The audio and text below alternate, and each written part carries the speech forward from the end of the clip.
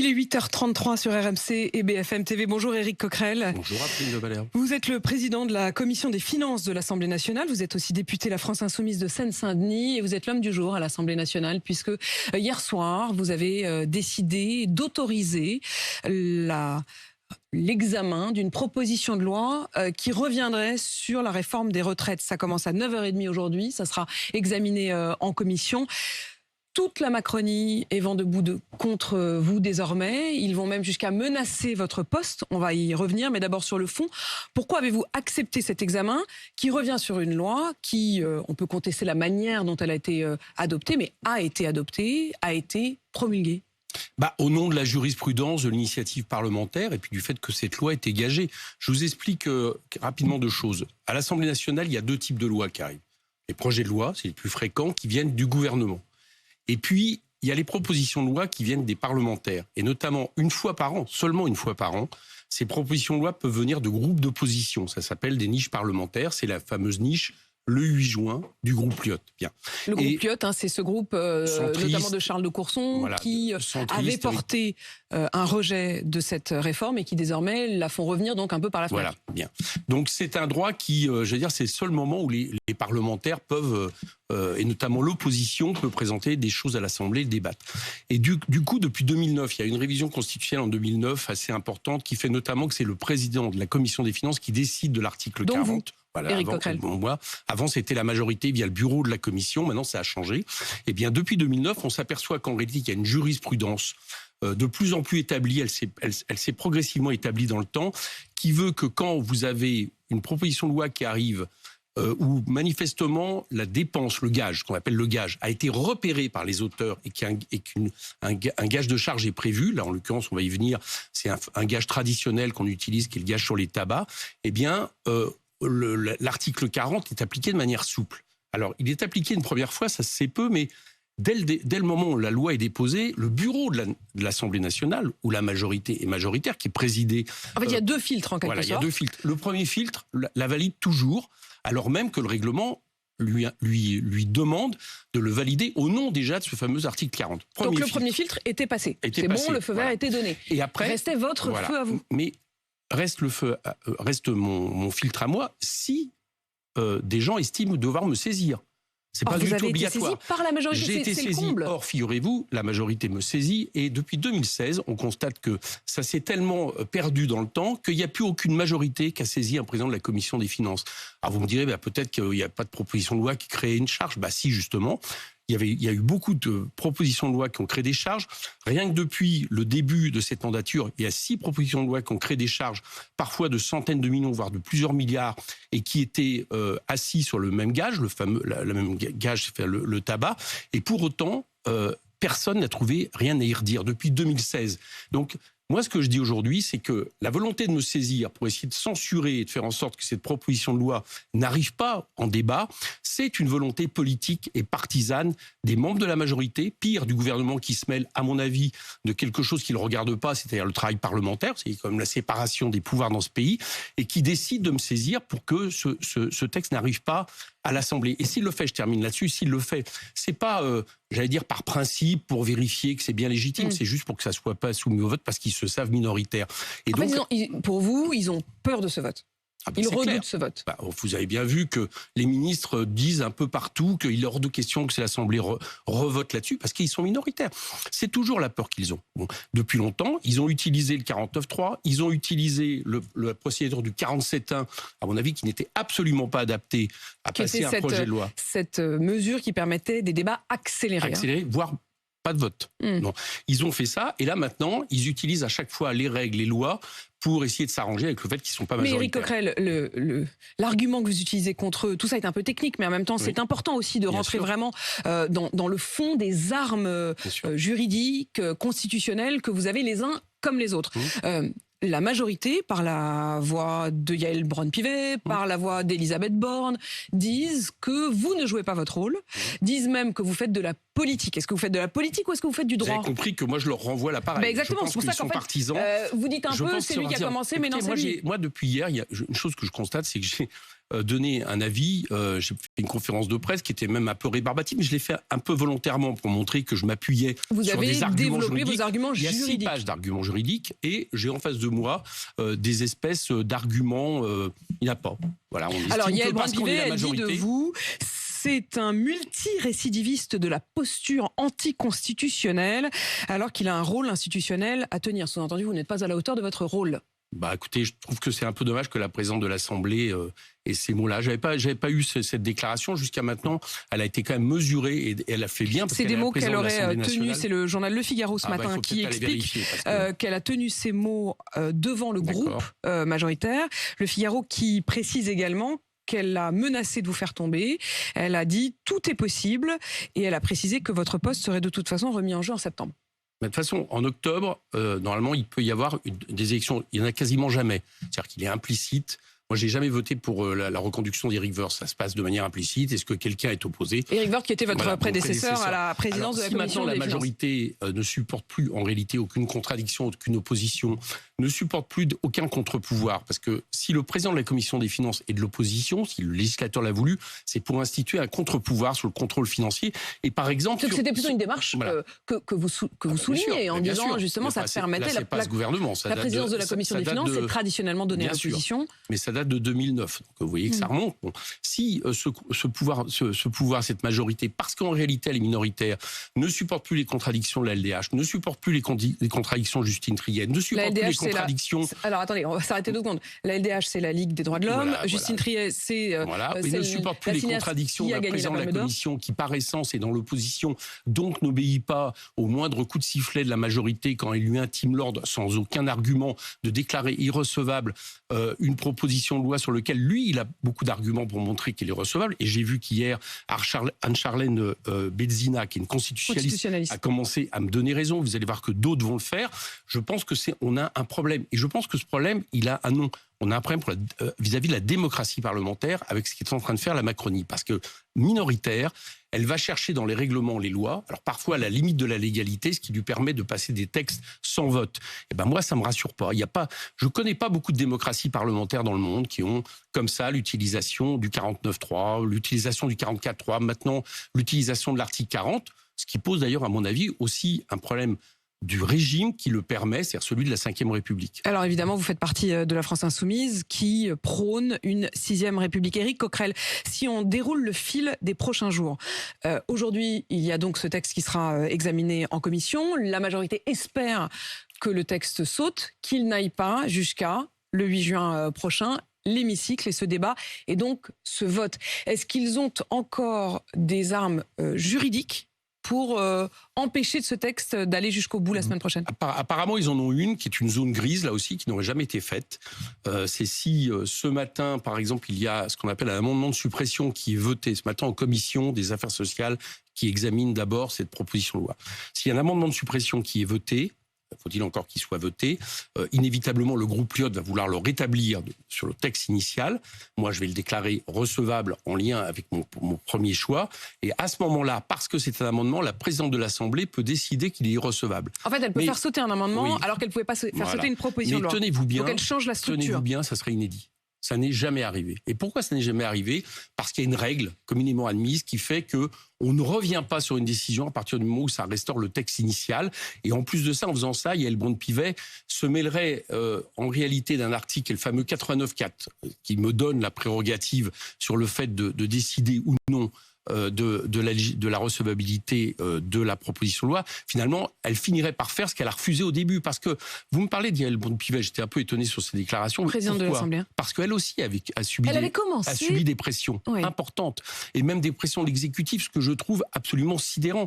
Lui intimant l'ordre de réunir le bureau le bureau de l'Assemblée qui avait donné le premier feu vert pour se déjuger, ce qu'elle a refusé. Bon, très franchement, moi je l'interroge aujourd'hui, malgré les déclarations que vous me mettez, c'est pas très agréable, notamment parce qu'elle n'a pas le pouvoir de décider, par exemple, de me remplacer à la présidence de la commission des finances. Ça se passe pas comme ça, c'est l'opposition qui décide, puisque c'est élu par l'opposition, donc il faudrait qu'il y ait une opposition majoritaire qui décide de me remplacer, ce qui à mon avis n'est pas fait, la présidente de la commission de l'Assemblée, moi je pense qu'elle a eu aussi une pression et qu'elle continue à avoir une pression pour arriver à trouver les moyens que ce texte n'arrive pas au vote. De qui la pression? De la majorité. On sait qu'il y a eu il y a 2 semaines. Attendez, c'est elle, oui. présidente de l'Assemblée. Vous savez très bien qu'il y a aussi des désaccords dans cette majorité. Tout le monde, j'allais dire, ne présente pas. Qui met la pression? Notamment, Madame Borne a fait, manifestement, il y a eu une réunion il y a 2 semaines à Matignon avec Madame Borne, avec Madame Aurore Berger,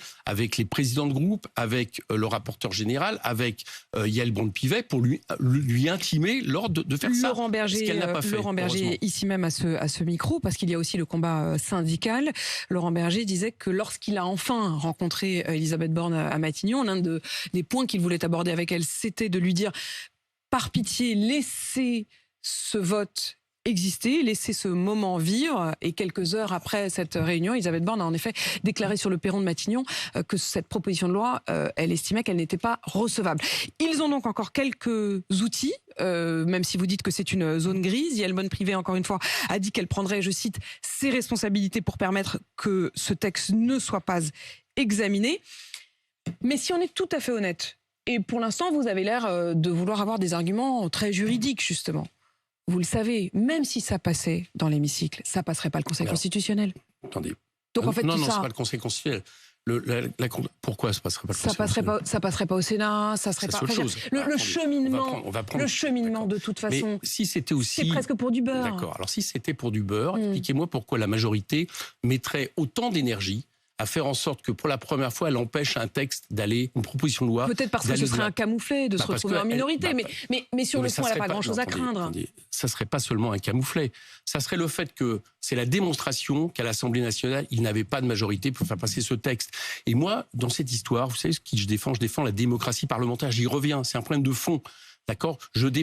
J'entends depuis hier que je serais quelque part un dynamiteur des institutions. Eh bien moi, je suis pour faire en sorte que la démocratie parlementaire vive, parce qu'elle est plus importante que la majorité actuelle qui lui donne des coups incessants. Et ce dernier coup l'est. Donc s'ils n'ont pas peur d'aller au vote, si c'est finalement quelque chose qui compte pour du beurre, etc., ce qu'ils vendent un peu partout, etc., eh bien qu'ils aillent au vote. Là, on verra bien. Moi, je vais vous dire pourquoi ils auront peur. C'est que à partir du moment où à l'Assemblée, ce texte est minoritaire, il y a un regain de mobilisation sociale pour faire en sorte que ce texte ne soit pas appliqué, parce que les décrets d'application de ce texte, eux, ne sont toujours pas faits.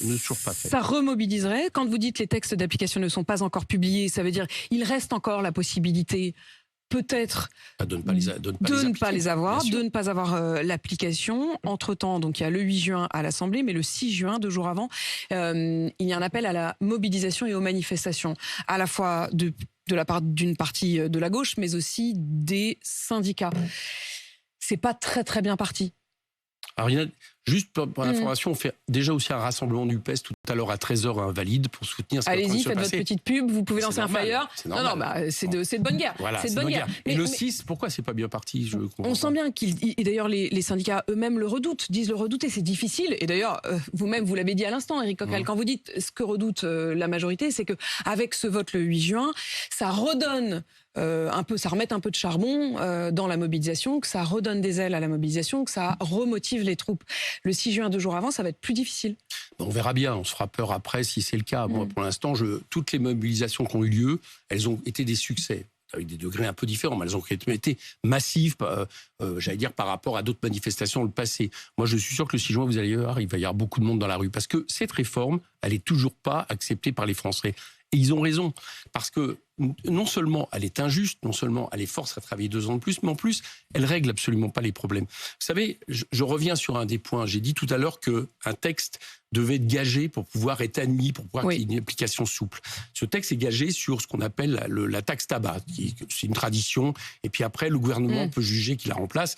En gros, il est financé. Voilà, en gros, ça rapporte 14 milliards par an. Et puis, on a un gouvernement qui nous dit depuis quelque temps, mais comment, en réalité, c'est un coût pour l'État de 15, 18, 20 milliards, 22, enfin, n'importe quel chiffre est avancé. La Cour des comptes vient de publier un rapport qui nous explique que jusqu'à fin 2024, cette réforme va coûter de l'argent.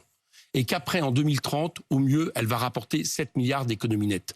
La conclusion de la Cour des comptes, c'est que ça risque de pas suffire. Voilà, il risque d'y avoir toujours des problèmes. Et donc, on a d'un côté un gouvernement qui pourrait très bien nous dire, il faut continuer comme ça. Moi, je dis, il faut trouver des recettes, notamment, par exemple, assises sur les revenus du capital. Donc, ça n'est pas juste un argument ou un prétexte, cette histoire de taxe tabac. C'est une option. Non, c'est une option, plus le fait que les initiateurs de la loi, quand même, ont prévu une conférence de financement qui, à mon avis, serait plus réaliste au bout d'un an pour justement permettre de financer réellement et d'aller chercher de nouvelles recettes. Nous, on propose qu'il y ait moins d'exonération aujourd'hui que des cotisations qui sont faites. On propose d'aller assujettir les revenus du capital aux mêmes cotisations que les revenus du travail. Et là, on aurait réellement suffisamment de recettes pour équilibrer, même revenir à la retraite à 60 ans. Éric Coquerel, Emmanuel Macron, en Conseil des ministres hier, a pris 3 cibles en quelque sorte. Mais la première, c'était les arguments d'Elisabeth Borne contre le Rassemblement national. Elisabeth Borne, dimanche, avait dit que le parti était héritier de Pétain, porteur, selon elle, d'une idéologie dangereuse. Le combat contre l'extrême droite ne passe pas par des arguments moraux, aurait dit Emmanuel Macron hier. C'est ce que ses proches ont fait savoir à toutes les rédactions de France. Vous n'arriverez pas à faire croire à des millions de Français qui ont voté pour l'extrême droite que ce sont des fascistes. Le Figaro dit que le président a été extrêmement sec en recadrant Elisabeth Borne. Alors déjà, j'observe qu'il a besoin de recadrer Elisabeth Borne, ce qui en dit quand même long sur le couple de l'exécutif, comme on dit, qui montre qu'on a une majorité qui est fragilisée. Deuxièmement, je ne sais pas très bien pourquoi il fait ça. Manifestement, en plus, il veut le faire savoir.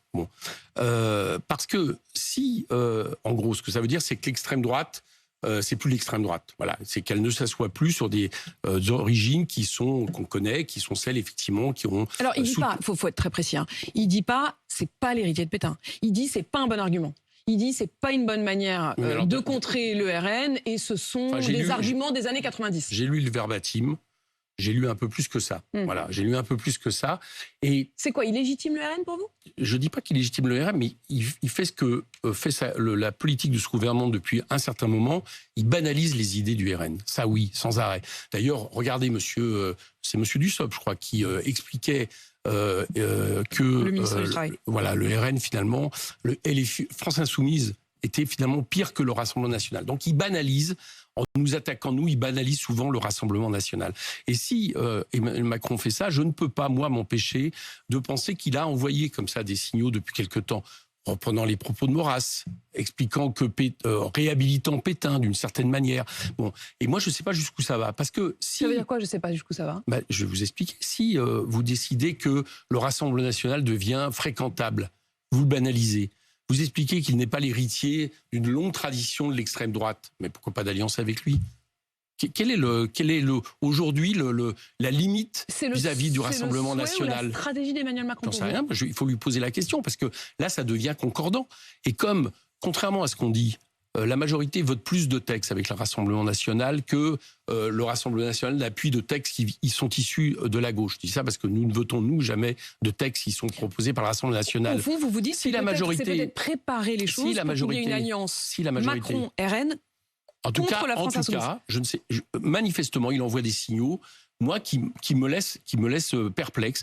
Encore une fois, au niveau des élections législatives, par exemple, il n'y a pas eu une seule consigne, simplement de ne pas mettre un bulletin de vote Rassemblement national quand un candidat du Rassemblement national était face à un candidat de la NUPES, alors que l'inverse, ce n'est pas vrai. Donc voilà, ils sont en train de casser des murs qui existaient depuis longtemps, notamment que Jacques Chirac avait établi très clairement. Elisabeth Borne, elle l'avait rétabli. Oui, mais Emmanuel Macron, manifestement, n'a pas cette même optique. Et donc, comme d'un autre côté, il y a ce que j'appelle une droitisation de ce pouvoir sur bien des aspects, vous me permettrez de m'inquiéter. Éric Coquerel, il y a une autre personne qui s'est pris un scud, comme on dit, du président en Conseil des ministres hier. C'est Justine Triet qui a gagné donc la Palme d'Or, qui s'était exprimée en direct en disant qu'il y avait eu cette contestation extrêmement puissante contre la réforme des retraites. Elle avait dit « Ce schéma de pouvoir dominateur de plus en plus décomplexé éclate dans plusieurs domaines, socialement, mais aussi dans toutes les autres sphères de la société. Le cinéma n'y échappe pas. » Et voilà ce que lui répond Emmanuel Macron. Pour une fois qu'on gagne quelque chose, si on pouvait éviter de tout gâcher et d'attenter à l'image de la France à l'international. Voilà. Pour une fois qu'on gagne quelque chose, je suis étonné qu'Emmanuel Macron n'ait toujours pas tweeté sur le fait que c'était la 3e Palme d'Or pour une réalisatrice, la 2e Palme d'Or pour une réalisatrice française, qu'il y a longtemps qu'il n'y avait pas une Palme d'Or pour une réalisatrice française et qu'il n'a toujours pas tweeté là-dessus. Et que sa ministre de la Culture, au lieu de célébrer en priorité ça, a cru bon déclencher une polémique parce qu'elle n'a pas apprécié, qui est quand même, vous admettrez avec pratiquement une tradition quand même qui se fait, qu'une artiste dise tout le mal qu'elle pense de la politique du gouvernement, bon, qui est à la fois une question de liberté d'expression, et ils l'ont fait de la manière la pire en plus. On est comme si, quelque part, l'argent public... Et en même temps, sur le fond, l'argent public, on ne peut pas dire... Mais... C'est-à-dire quand Justine Triet dit la marchandisation de la culture que le gouvernement néolibéral défend est en train de casser l'exception culturelle française. Vous êtes président de la Commission des finances. Vous savez bien qu'il y a beaucoup de nos finances qui vont notamment pour le cinéma. Vous vous trompez, ce n'est pas des finances publiques qui vont au cinéma, c'est le CNC. Qu'est-ce que c'est que le CNC? Ça a été créé après la Deuxième Guerre mondiale pour faire en sorte que sur chaque entrée du cinéma, c'est-à-dire ce qui est produit en réalité par le monde du cinéma, par les travailleurs du cinéma... Donc pour vous, la ministre de l'Agriculture aurait dû juste tout ça soit mis dans une collecte qui permet justement qu'on n'ait pas seulement des films américains. Donc c'est pas l'argent public et c'est encore moins l'argent de ce gouvernement où on a l'impression que c'est lui qui met l'argent et que du coup il suffirait, parce qu'il met l'argent, qu'on se taise en face de lui. Ce n'est pas supportable, ce n'est pas acceptable. Et moi, je pense que oui, il y a des tentatives. Si vous regardez bien les budgets de la culture qui sont sans arrêt en baisse, si vous regardez bien ce qui est fait au niveau des plateformes, si vous regardez bien certaines déclarations, je pense notamment à Robert G, eh bien, il y a des tentatives d'en finir avec l'exception française. Éric Coquerel, président de la Commission des finances à l'Assemblée nationale, je vous laisse filer puisque à 9h30, vous commencez donc l'examen de ce fameux 9h15, ce fameux texte donc de proposition de loi contre la réforme des retraites. Il est 8h53 et vous êtes bien sur RMC et BFM TV.